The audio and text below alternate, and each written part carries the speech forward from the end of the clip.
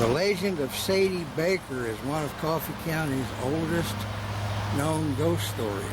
It involves a woman named Sadie Baker who shows up in the Hickerson Station community of Coffee County shortly after the Civil War. And the poor girl is in deplorable condition, and the family of John Shelton feel sorry for her, and they take her in and help her get back on her feet. And she winds up, according to the story,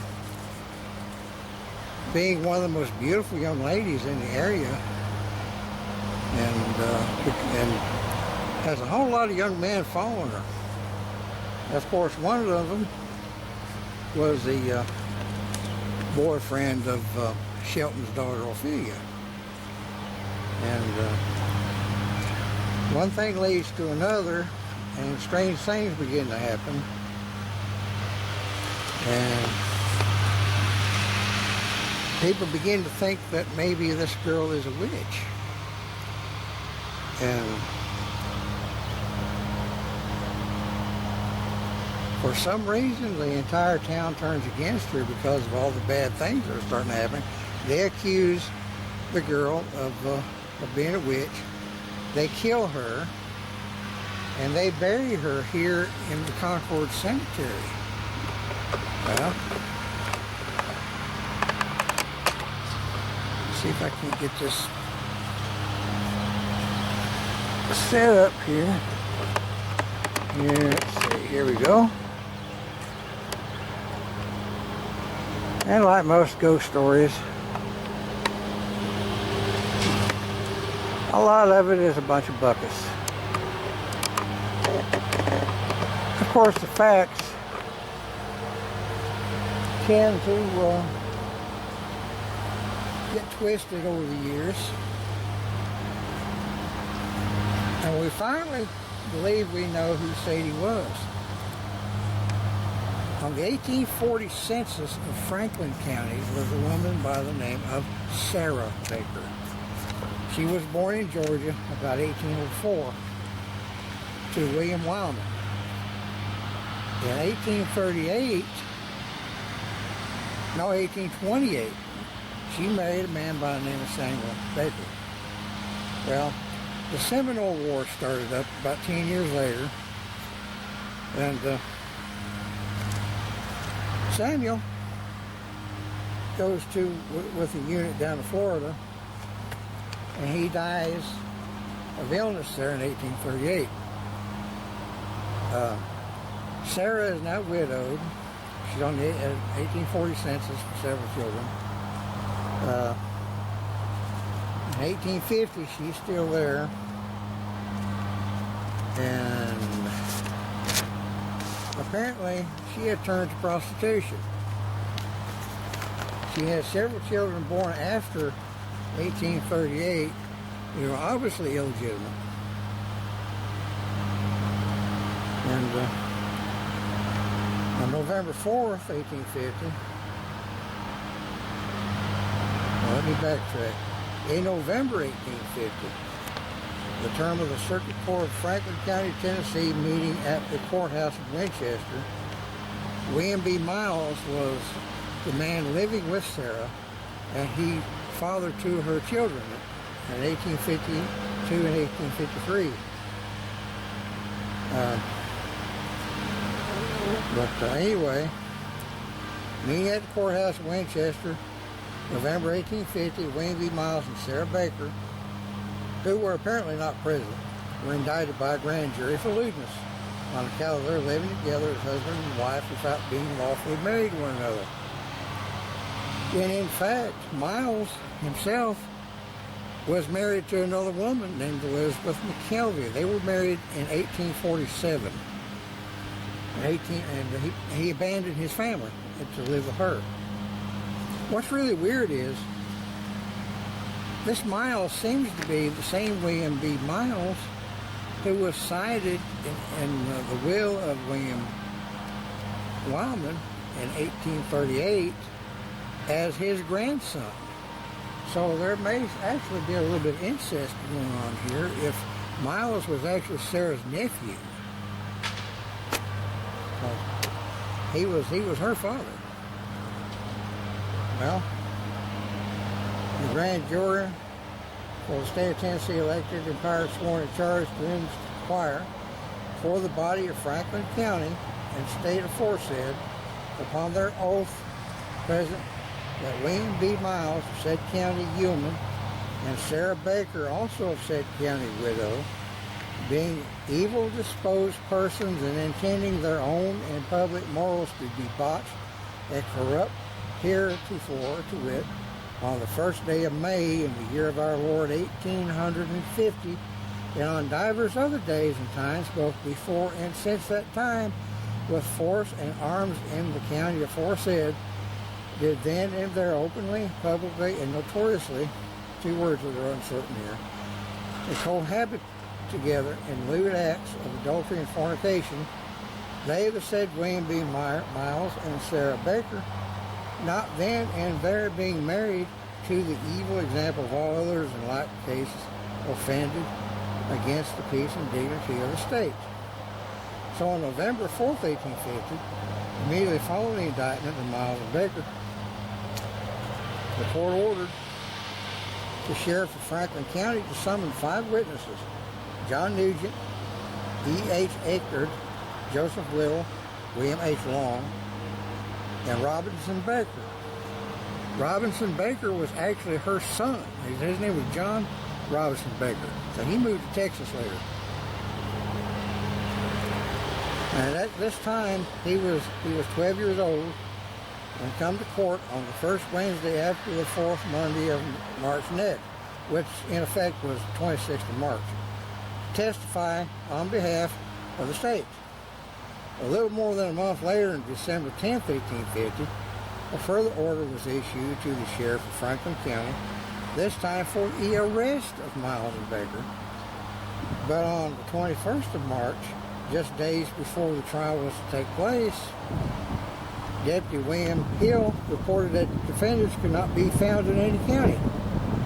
10 days later, however, on 31st March, 1851, another deputy sheriff, John Quincy Adams, Miles' former brother-in-law, reported he had located the pair some 14 miles away and had delivered them to the sheriff of Winchester for trial, where they admitted their guilt and submitted themselves to the grace and mercy of the court. At the conclusion of the trial, the pair were fined $25 plus court costs, and William B. Miles also spent 5 days in jail as punishment for the offense. From all appearance, this did not deter them from continuing to live together, since, as noted above, Miles fathered 2 daughters with Sally Baker in 1852 and 1853. All right, now Miles in 1852 purchased an estimated 50-acre tract of land in Franklin County from a man named John Powell. Now this is recorded in Franklin County Deed Book Y, page 235. Property description, exclusively on trees and the property lines of the landowners, is practically useless in trying to pinpoint its location.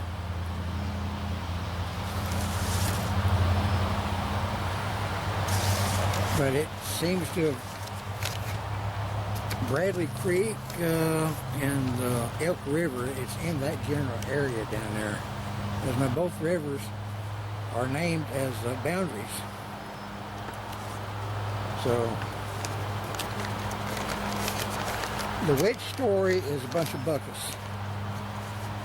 But here's my theory, is that her reputation was such that her behavior as a prostitute degenerated into tales that she was a witch. And sometime about 1865, she died and was buried here at Concord Cemetery. Now, down through the years, a lot of people have come out here and said that they've heard voices here, they've seen apparitions. I know I was out here one time standing by this big cedar tree over here. And my youngest son heard someone call his name. Now, there wasn't anybody in the cemetery but me, my wife, and my two sons, Robert and Thomas. And Thomas heard call his name. I said, don't answer it. Because they'll follow us home or something. We don't want that. But, this kind of adds to a little bit of the spook stuff. So, as tradition is, I'll put a point on her gravestone.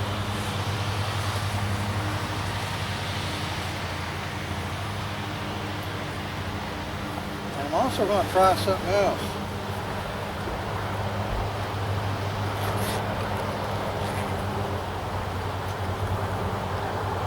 I have my digital portrait. Let's see if I can turn this on.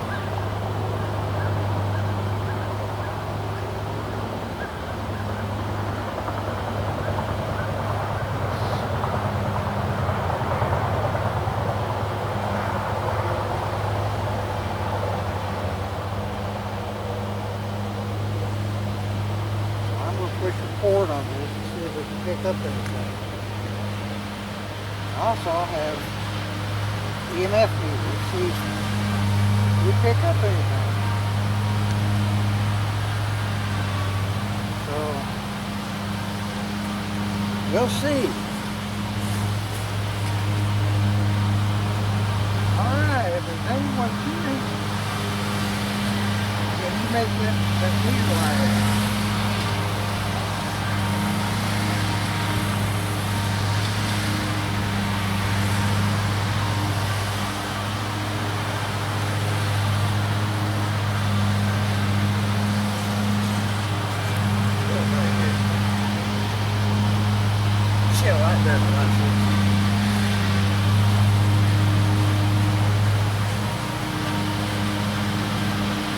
We'll just see.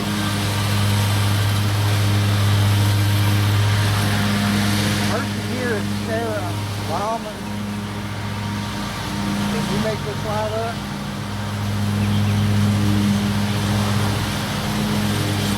Don't do that. It's light. So hopefully I'll pick up the voice.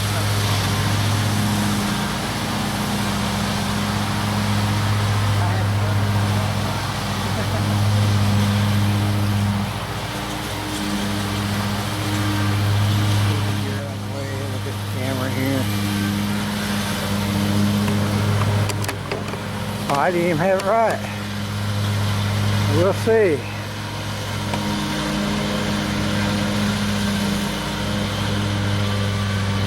There's a fella mowing the yard over here, so I've got a little bit of noise.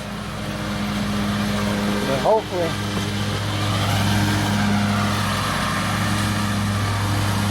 see what I can come up with.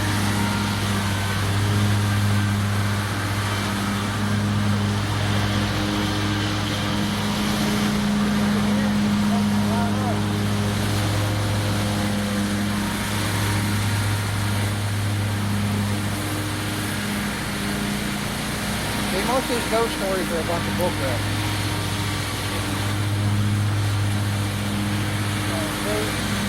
Not getting any response.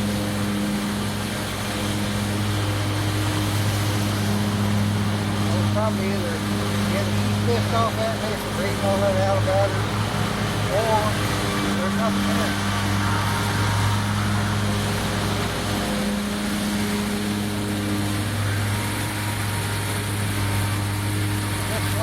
Supposedly laid on her grave first coming back from the Texas. But more likely it's her actual gravestone that's fallen over with it. And when they'll lift it up on the grave, and then they're written on the other side of it. I promised I'd come back and redo my Sadie Baker video. That's why I'm doing this for today.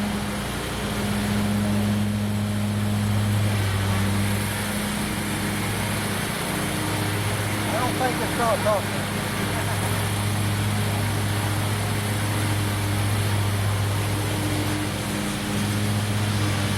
But I'll hook that voice recorder up to my computer and see if I can pick up an electronic voice phenomenon or anything like that. So I'm going to, these sweat bugs are eating me up, so I'm going to end this now.